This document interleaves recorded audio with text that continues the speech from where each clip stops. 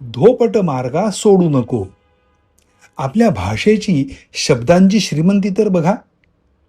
एका ठिकाणाहून दुसऱ्या ठिकाणी जायचं तर रस्ता हवा. या एका साध्या सोप्या रस्त्याकरता मराठीत किती शब्द आहेत पहा.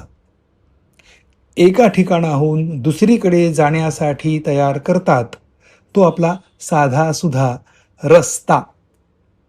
जरा मोठा झाला की हमरस्ता. रस्ता म्हणा नाहीतर मार्ग, मग त्याच्या पुढे महामार्ग, द्रुतगती मार्ग, मुक्त मार्ग वगैरे प्रकार आहेतच.